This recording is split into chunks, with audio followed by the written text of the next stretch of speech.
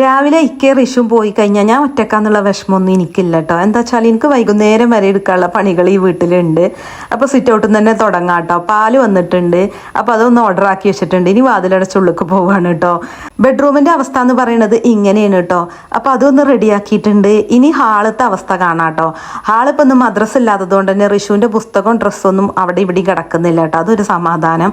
കിച്ചൻ്റെ അവസ്ഥ പിന്നെ ഞാനാണല്ലോ ഇങ്ങനെ ആക്കുന്നത്. ബ്രേക്ക്ഫാസ്റ്റും കഴിച്ച് പോലെ യാത്ര ആക്കാൻ പോയതാണ് കേട്ടോ. അപ്പോൾ ഇനി വർക്ക് ഏരിയൻ്റെ കാര്യം പറയുമ്പോൾ ഉണ്ടല്ലോ, അല്ലാ ഒന്ന് വന്ന് നോക്കി നിങ്ങൾ. ഇതാണ് കേട്ടോ അവസ്ഥ. അപ്പോൾ ഇപ്പം നിങ്ങൾ ഈ കാണുന്ന അവസ്ഥയിലേക്ക് ഞാൻ മാറ്റിയത് 2 മണിക്കൂർ കൊണ്ടാണ്. ആദ്യം പാത്രമൊക്കെ കഴുകി വെച്ച് ലഞ്ച് ഉണ്ടാക്കി, പിന്നെ വീട് മൊത്തം ക്ലീൻ ചെയ്തിട്ടാണ് കേട്ടോ അപ്പം നിങ്ങൾ ഈ കാണുന്ന അവസ്ഥയിലെത്തിയത്. പണികളൊക്കെ ഒരുങ്ങിയപ്പോൾ ഇനിയിപ്പോൾ കുറച്ച് സന്തോഷം കിട്ടുന്ന കാര്യം ചെയ്യാമെന്ന് വിചാരിച്ചു കേട്ടോ. എനിക്കൊരു പാർസൽ വന്നിട്ടുണ്ടായിരുന്നു, അതൊന്ന് അൺബോക്സ് ചെയ്യാണ് കേട്ടോ.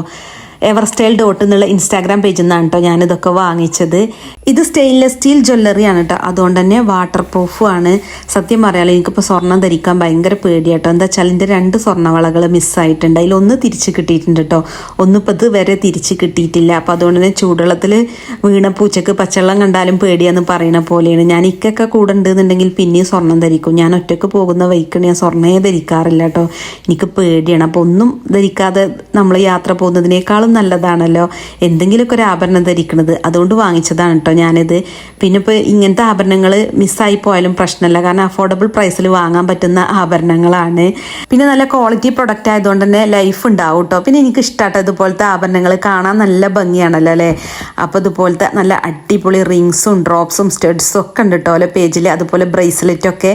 അപ്പോൾ ഒന്ന് ചെക്ക് ചെയ്ത് നോക്കുകൊണ്ടു.